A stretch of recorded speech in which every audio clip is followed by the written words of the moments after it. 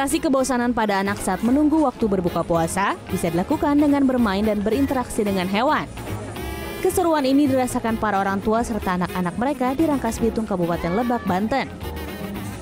Tanpa dipungut biaya, anak-anak bisa bermain dengan kelinci yang dirawat oleh pemerintah kabupaten setempat. Kelinci-kelinci ini sengaja dipelihara di halaman Plaza Rangkas Bitung sebagai hiburan bagi masyarakat. Wortel yang menjadi makanan kelinci pun dipersiapkan secara gratis. Sambil ngabuburit. Oh gitu. Iya. Ngasih apa aja Teteh? Ngasih wortel. Oh ya. Iya. Senang nggak Teh? Seneng nggak ya? Happy ya? Sambil ngabuburit ya? Iya betul. Bagi orang tua yang sedang mengenalkan ibadah puasa kepada anak, cara ini menjadi alternatif agar anak tidak jenuh saat menunggu waktu berbuka puasa. Sementara itu di Pondok Pesantren Sabilin Najah Dusun Ngareng, Kabupaten Lamongan, Jawa Timur, puluhan santri yatim piatu menunggu waktu berbuka puasa dengan bersolawat diiringi musik rebana yang mereka mainkan sendiri. Selain menjadi aktivitas ngabuburit, para santri juga turut mengasah skill mereka dalam bersolawat dan bermain rebana agar bisa percaya diri tampil di depan orang banyak. Solawatan sama ini rebana ya. Memang setiap bulan puasa seperti ini ya?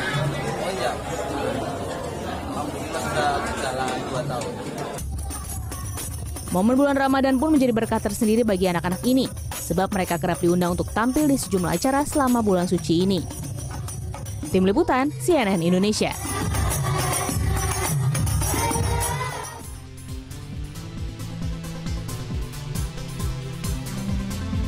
Halo, good morning. Senang sekali kita berdua bisa hadir kembali menjumpai Anda pagi hari ini.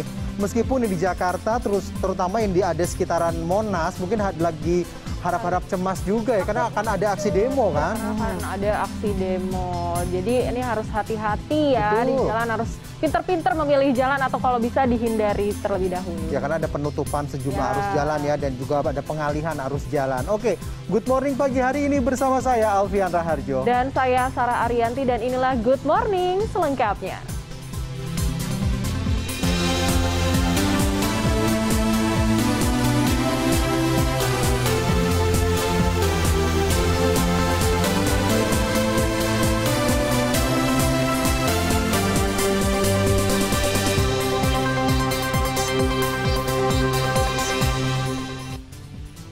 Ya, meskipun mudik masih agak lama waktunya, tapi mulai dari sekarang informasi untuk memberikan kenyamanan bagi para pemudik sudah mulai diberikan ya.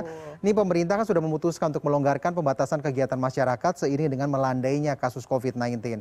Salah satu bentuk pelonggaran adalah diperbolehkannya mudik lebaran. Nah, menjelang lebaran ya, walaupun masih lama ya, ini pemerintah mulai mengantisipasi kenaikan jumlah pemudik, terutama yang akan menggunakan transportasi laut. Nah, sedangkan harga tiket pesawat ini terpantau sudah meningkat drastis. Ada 1,4 juta calon penumpang diperkirakan akan mudik menggunakan jalur laut tahun ini. Jumlah itu meningkat lebih dari 100%. Tahun 2021 hanya 500 pemudik yang menggunakan kapal laut.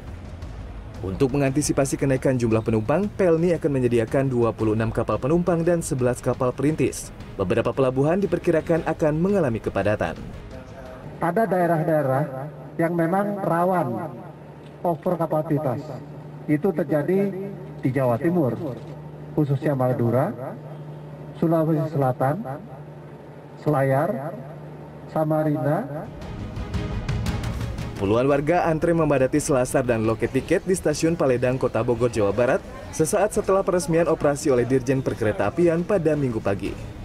Mereka antusias memesan tiket untuk mudik akhir April nanti. Kereta Pangrango Bogor Sukabumi ini resmi beroperasi kembali setelah tertunda 8 bulan akibat pembangunan jalur ganda lintas stasiun Paledang Cicurug. Selama Lebaran, tiket promo Rp45.000 untuk kelas ekonomi dan Rp80.000 untuk kelas eksekutif. Double track ini nanti tentunya kapasitas jalur kita makin meningkat ya dengan adanya double track untuk tidak hanya jumlah perjalanan, tapi panjang rangkaian kereta itu juga bisa lebih panjang. Menjelang libur Lebaran, harga tiket pesawat yang dijual di online travel agent terpantau naik cukup signifikan. Di sebuah aplikasi penjualan tiket online, harga tiket pesawat Jakarta-Surabaya saat ini masih di kisaran Rp600 hingga Rp700.000 untuk tiket termurah. Sedangkan untuk tanggal 29 April atau 3 hari jelang Lebaran, harganya sudah menembus angka Rp1 juta untuk harga tiket termurah. Salah satu warga yang berencana mudik menggunakan moda udara adalah Juli. Dengan ramenya di kampung itu selalu terbayang, aduh serunya gitu. Saya punya rencana untuk pulang mungkin ya sekitar tanggal 28, 29 gitu, mungkin 10 harian. Tapi kemarin tuh mencoba ngeliat tiket, aduh mahal banget, mahalnya kok sampai selangit sampai aku bingung gitu. Hah, maksud iya sih ke Jogja aja tiket sampai 2 juta lebih.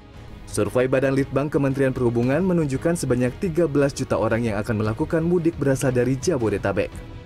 Provinsi tujuan yang paling dominan adalah Jawa Tengah sebanyak 23,5 juta orang, Jawa Timur 16,8 juta orang, dan Jawa Barat 14,7 juta orang.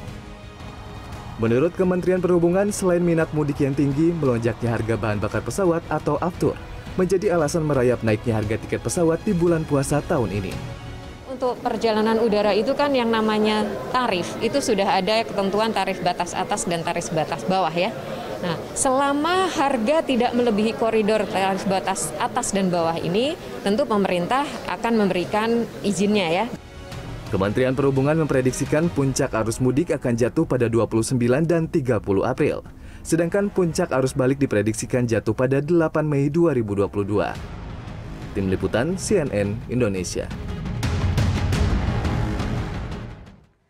Nah, sejak vaksin booster diberlakukan sebagai syarat perjalanan mudik Lebaran tahun ini, sejumlah gerai vaksinasi di berbagai daerah ini diserbu warga. Iya, memang cukup ramai ya, banyak berbondong-bondong untuk datang. Seperti di Jakarta ini, bahkan hingga malam hari masih banyak warga yang rela antre demi mendapat suntikan vaksin booster.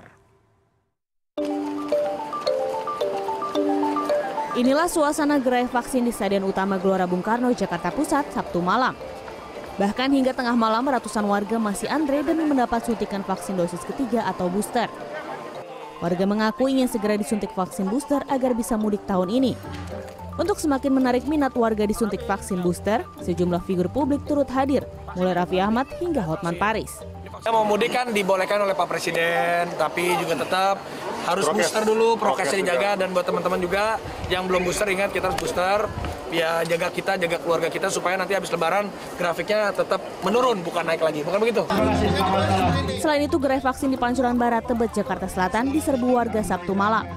Vaksin booster disambut antusias warga yang ingin mudik Lebaran tahun ini. Kita mau keluar kota, Pak, mau pulang kampung. Ibu sendiri asal dari mana? Saya Bekasi, Pak. Untuk mudik ya? Ya, buat mudik. Direktur Samapta Polda Metro Jaya mengatakan, di gerai vaksinasi ini disiapkan 1.000 vaksin dari berbagai jenis, diantaranya Pfizer dan Sinovac. Gerai vaksinasi dosis ketiga di Pasar Tanah Abang, Jakarta Pusat diserbu warga Minggu siang. Warga yang mengikuti vaksinasi booster bahkan membludak lantaran jumlahnya menembus angka 5.000 orang selama 4 hari pelaksanaan. Gerai vaksinasi booster ini dilaksanakan oleh Direktorat Narkoba Polda Metro Jaya. Antusiasme warga bertambah lantaran gerai vaksinasi yang menyediakan beras 5 kg hingga kopi secara cuma-cuma. Jadi ini kita terima semua masyarakat dari seluruh Jakarta yang mau belanja cepat mudik. Ya, kalau minggu lalu mungkin masyarakat yang mau jualan. Vaksinasi dosis ketiga memang tengah diburu masyarakat demi melengkapi dokumen untuk mudik Lebaran tahun ini. Usai divaksinasi booster, para warga berharap agar tidak lagi harus menjalani swab tes antigen maupun PCR saat bepergian. Tim Liputan CNN Indonesia.